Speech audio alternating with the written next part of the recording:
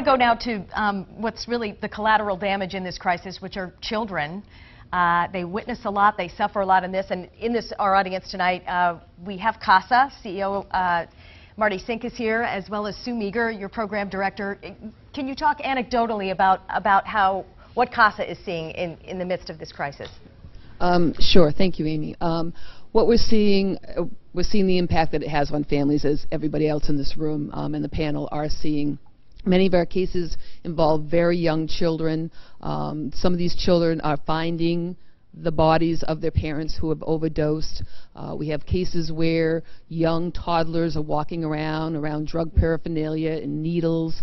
We've had some overdoses of children. Luckily, they've been revived when they have found the drugs in the home. It's just having a horrific impact on families and the safety of children. And a young child was walking in the park with a grandmother who spotted a needle and said, "That's Daddy's, that's for his medicine." Those are the kind of sad stories that we're seeing right now. Let's bring in one of the educators here, assistant principal from Moulton Borough Academy, Derek Patterson, right? You have two students with you as well. Are you discussing this in the schools? I mean, we had a story this week from Nashua. They're talking about installing Narcan kits in the middle school level there. Well, I'd like to just thank everybody for being here. You know, I am on the front line with children and families. And we have a unique opportunity to be proactive here in schools, in educating people. And one of the things we're struggling with is exactly how do we do that? What is the approach that we take? Do we take the approach of law enforcement talking to kids? Do we bring in recovering addicts to talk to kids? Do we bring in the medical professions to talk to kids? So we're struggling, and we're really looking for, you know, any advice that we can. We have not discussed Narcan in our schools. We're pretty far removed from that, and I feel sort of, you know, almost kind of like caught off guard a lot, you know, as a school administrator. Like, what is the approach? What do we take? How do we approach kids? Because we do deal with, you know, children who are finding their parents who are dead, or you know, they're dealing with incarcerated parents. So, you know, any advice that we can get as school officials, we're looking for anything. We're looking for anything that we can do. Derek, you brought some students along who had some questions maybe for the panel. Wonder if one of you guys wanted to take the mic and pose your question. My question would be, as a high school student, how are we being prepared for what's out in the world? We're graduating and going to colleges and cities, and there's really no preparation within the schools that can tell us what to look out for. Seems to be a fear factor. Jack, take it away. Yeah, I can touch on that. One of the meetings that I have this month is to meet with the New Hampshire School Superintendents Association. One of the concepts in my 22 recommendations was to do more in terms of what a term of art, kind of infusing prevention messaging into the curricula, which means that in math, in science, in history, in social studies, that there are messages with respect to prevention woven in real-time, real-life circumstances, and it really becomes part of the lesson plan.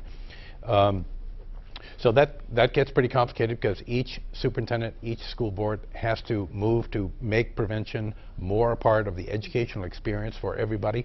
So that takes a certain amount of work. I've had tremendous cooperation from the Department of Education in spearheading those discussions.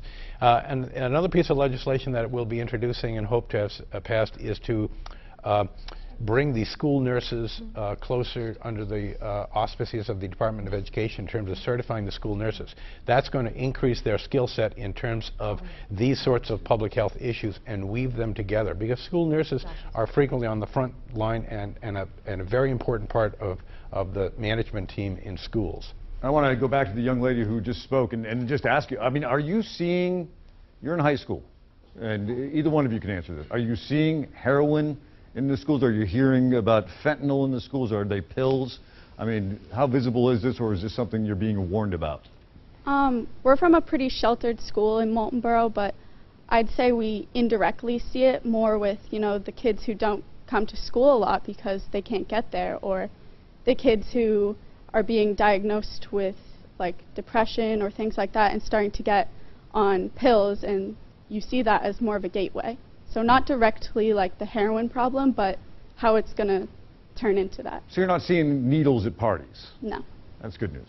And I imagine for CASA, that's something that's really we want to stay ahead of and keep that from getting there. So what's being done? What's being done to... I mean, We wonder if you have advice for the educators, because you're dealing with children. Colleen, you touched on depression and pills as a gateway. Just wondering if you would have advice on the education front from what you're seeing. Stay away from it. It's not just saying no. The peer pressure is incredible at your age, and things are so available to you. Using support, talking to your friends, hanging with people that aren't using substances. I think you probably get even better advice from people who've been down that route. Holly, you want to weigh in? Yeah, so I think there's a lot of things that can be done. First, we can beef up health education and talk about the neurological condition of addiction. So some kids go home and they teach their parents about how to get a flu shot, right, because they learned it in health education class. Some kids go home and they teach their parents about, you know, whatever condition it is because they learned it in school. So kids can be educators too, right? So if we try to tell you about how people with substance use disorder gravitate and how their condition gets worse, and how you can initiate a conversation with them, where you could go to talk as a family. You know, could you access the guidance counselor? Is the guidance counselor prepared to receive you in a non-discriminating way, with a non-judgment way, so that you can get to the solution? Kids can really do a lot. There are recovery high schools out in other states. There are recovery collegiate programs. There's a lot we can do to keep our families healthy. And again, you know, just say no and just stay away. It's a pretty severe message when you're dealing with a family that loves each other and is there. They're in the home together. So the message really needs to say, we need to care for our people that are sick. And there's ways to do that.